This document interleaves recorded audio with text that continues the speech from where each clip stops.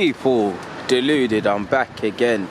Obviously, all good things come to an end, and what I mean by that is what was a great festive break. For me, the bubbles popped. I'm back to work. It's the 2nd of January, and we're fully back into the swing of things. So it's been a while. It's the first of 2020 in terms of the vids that you'll see me out and about looking like a weirdo in central London. Funny fact is, every time I do this vid, like right now, people are walking past like, what the hell is this guy doing? Who the hell is this guy?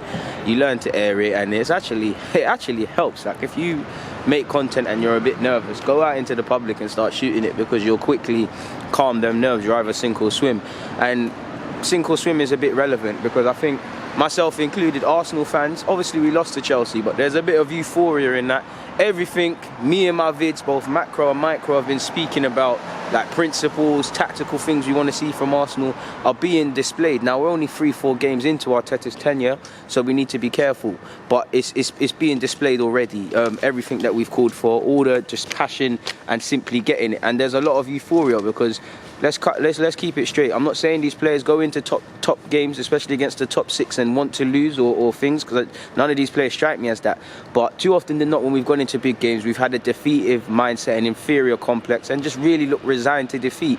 We looked different yesterday. We defended like our lives depended on it. We defended very well collectively as a unit. Everybody made their difference in their own way. But when I look past that, obviously I wouldn't say we've got performances like that under our locker, because we've only did it twice against Chelsea. For me, and we're a long way from that, that needs to become the minimum. I'm always going to praise my players when they put in a performance like that. But as an Arsenal fan, these incidences are how do I put it? I don't want to keep praising the anomalies and the isolated incidences. I want that to become a minimum, because even under Gooner, I can tell you, I actually think a couple of games against United, you had the Spurs, you had the Liverpool game at home where we drew. There's been a couple of games where there was fight and things like that, but these are isolated incidences. There's 38 Premier League games. I'm saying about 4 or 5 examples. My maths isn't the best and I barely passed and got through school, but I'm pretty sure that doesn't sound well. So when I look past the euphoria, I want that not only to become the minimum for us, in like that's the minimum requirements, fighting, being switched on, chasing lost causes. Like I'm seeing 3-4 man chasing down United players. Obviously, you don't always want to see that because they're vacating positions, but it's lovely to see that. At times, our confidence borderlined overconfidence, and for me, obviously don't want overconfidence because it preaches complacency, but definitely how Arsenal have been playing, I don't mind that swagger. The first time I'm seeing people confident, people not afraid to lose the ball in positions. Before Arteta came in, it was a bit of hot potato and people playing chicken, so I don't mind that people are believing in themselves, whether they're believing in the manager, the fans, themselves, the club, whatever, people are believing in something. But when I look past that euphoria, I want it to become the minimum. And also, as we move forward and we aspire to lock down them sort of performances and be consistent in these principles, we've got to look at I think we've got to move on in terms of how we manage out games now, because against Chelsea we could have obviously managed that game out better. We was 7 to 10 minutes, depending on how you look at it, away from getting 3 points, and it's not going to happen overnight. Clearly, in terms of the dynamism and the tenacity required to be able to run up and down from the first minute to the 90, our players are struggling to a degree under Arteta with that, because in the second half you can see we're out of gas. A lot of these players, that can be taught into them, and it will be taught into them and things like that, but some we're going to need some other players. And even with the positives, it's only been 2-3 games, so we haven't got that consistency. It's great showing it at home, but if I'm harsh, we've only shown it twice at home. Away games, home games is a problem, but away games, I want to see that same fight and determination when you ain't got your home fans with you. Obviously, the Arsenal away, some of the best support in the country, but you get the point. And I want to see us closing out games better, because we didn't really manage the Chelsea game good enough, which is why we lost. And really, if we look at it, the United game, second half, I think we took off, not foot off the gas, but we stopped pressing. Again, a lot of it is tiredness and fatigue, and but it's just about the same standards, people, really. We stopped pressing. Again, like Chelsea, it became 11 men in our own half. Really gave United too much leeway in that second half. And you look at that game, United, based on the second half, they could have got something, but they really left themselves too much to do because of a woeful first half. There was a couple of incidences United players should have converted chances, and ifs and buts. We can only deal with the facts. We won, people, and that's all that matters. It's a clean sheet.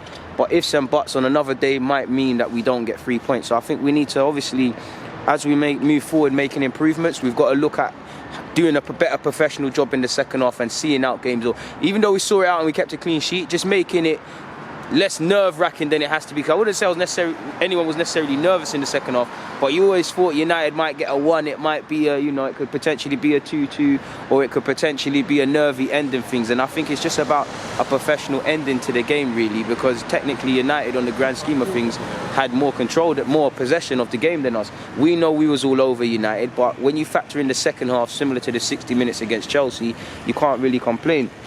And I have it to hand, people, or the statistics. Again, I've only got one hand, so you're going to have to bear with me. The things I do just to make vids, the things I do. And the papers are stuck together. This is brilliant. Apologies, people. You know I'm only one man. Yeah. I hate putting paper in my mouth, but again, for the cause. Against United, if we look at it, people, both teams had 10 shots. Both teams had 4 shots on target. So on one hand, like we could say, they had the same amount of shots than us. We kept a clean sheet. We got a valuable 3 points, and we won the game. So we've got the statistics that matter, and a lot of that's true. But I think, like under Emery, we can't be quick to just gas up the positives and not speak about potential other things. And in negative moments, which Arteta and the boys will go through, we can't get down. My point is just this game looks a bit more closer. Obviously, United did the thing in the second half. I still think we did our thing in the second half, but the game and statistically looks closer than it was, and I think we can do a better job of seeing out games and closing it out. And again, we're not going to get there overnight, but I think that's one thing we've got to look forward to. That's the next step, because if you look at it, 10 shots apiece, 4 shots on target apiece, 52% possession to our 48. United made 537 passes, we made 511. Passing accuracy is identical with 85%. They actually committed more fouls than us. We got more yellow cards, and they had more corners. But again, there's a reason we've scored 7 or 8 from set pieces this season. That's actually one good thing of ours. And under Arteta, that's actually where some goals have been coming from. You also want to see some goals created out of individual play. I know the first one was as well, but that's what I want to see a bit more. The collaging, the build up to Pepe's goal, and whatnot, man. A bit of irrelevant stats, but I've come across it via Opta. It says this was Arsenal's first Premier League win this season against a team currently in the top half of the Premier League. Played 10, lost 5, drawn 4, won 1.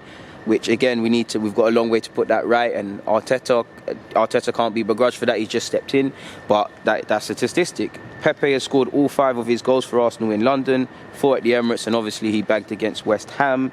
Arsenal have 8 goals via via corners in the Premier League this season, 2 more than any other side.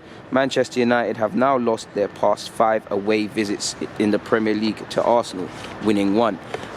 So Lingard actually hasn't dabbed here for a minute, but obviously when we play United, that's what you think of. You don't want them to come here and dance, but it was a positive. But I want a lot of them aspects, like I keep preaching, I want it to become the minimum.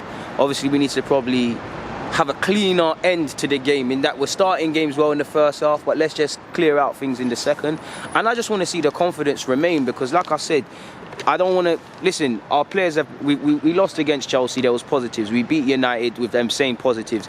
We're going to go through tough periods and testing periods, but I want us to keep this great mental space we seem at a high level, really and truly. I want to see the players keep believing in themselves, and like I've already said in the previous video, I think Arteta's communication and man management, obviously I'm not seeing day in day out, I'm only seeing on TV, but it seems at another level. When the game's done, even when we lost to Chelsea, he's telling Saka when their man there looked dejected, get up and stuff in a positive way. He's got that bit Klopp thing about him, and I do think Emery had a relationship with a manager, with the team, but maybe potentially it lacked a bit of a human touch, a bit of, you know how Klopp's got that, in that Klopp probably feels like them players probably feel like Klopp's their older brother or something, in that obviously you need a fine line, because if they think you're too cool with them, you can't make decisions. Like, they know Klopp is the manager, but they know he genuinely cares for them, and football, as much as about tactics and stuff, the modern day is about man management and capturing the emotions in each other and all of these sort of things, and I think Arteta's doing that at the moment. Where he learned that, I don't know, but it's a good look, man. I fully believe in Arteta, and for me, like I said, I'm now looking at the board like Arteta. I'll praise and critique him fairly where due, because he's only 3 games into it. Like I said, there's going to be testing periods, and he is going to make mistakes. He is on the large of it a novice manager, but I'm looking at the board to support him now, Carl. Unlike Emery, we're seeing a man with a clear philosophy, what he clearly wants to do, how he clearly wants man to play, and I think it's as white and black is that obviously we need to see more of what he wants to do to really see what Arteta wants to do, but you can see what he wants to do, and it's a case of bringing in a centre-half and a centre-mid and all of the others that we've been linked with. Of course, it was lovely to see Socrates and David Luiz, two good, well, Socrates weren't involved in the Chelsea game, but 2 games on the spin from Luiz, very good performances, more so the United game.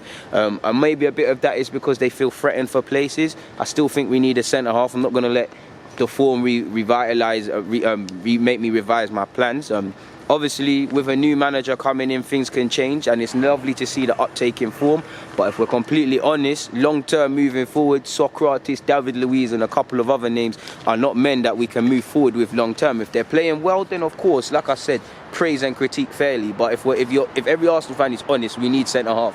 And I'm looking at the board now because you've got to help Arteta now. It's January. It's difficult to do business, and especially when teams know the position Arsenal's at, know the positions we want, and know that money talks in the Premier League, and that all these Prem teams have money and they want to hold everybody to ransom essentially. So whether we can do some business in January is for another story and whatnot, people. But I just hope Arteta gets backed at least with a centre half. For me, again, I don't know if it can be done, but a central midfielder. Xhaka's staying allegedly, but in terms of what I was saying about we look out of gas, I think our midfielders, Xhaka and Torreira, when they're putting in these performances like they've done against, well, Xhaka wasn't involved against Chelsea, forgive me if I'm wrong, but since Xhaka's been involved under Arteta and Torreira and just the whole team, there's a lot of energy going out of our game and whatnot because of what we're having to do. And in the second half, especially in midfield, they look leggy, they look tired. There's nothing to do with them, but they've put in a shift. I think we need a central midfielder that we can bring on that can really, help us shut out games or really compete with Xhaka and Torreira for a first team spot. You lot know me, I'm a big fan of Guendouzi. When his form is on point, like earlier in the season, he was one of the first names in the team sheet. Right now he's lost his way and he's going to have to be patient, because I do think when he comes off the bench he's not really helping or really impacting. He's young and untested, but I think we need someone that's tenacious, box to box. Doesn't necessarily, I would like 2 midfielders really, but it doesn't necessarily have to be a defensive mid. Someone that's just, that understands I've got to defend but can give us something going forward. I just think we need more legs in the midfield, because especially, Torreira's the only one in this team with his skill set. Xhaka, you can see what Xhaka brings to the side. So on one hand you need regulars in the team and stuff, but we need to remember it's a squad game. There's a lot of football, injuries and suspensions, and all these things are part and parcel with the game, and loss of form. So we need to have more options to complement this side. But that's all I wanted to say, man. For now, people, it's been a pleasure as it always is. DG.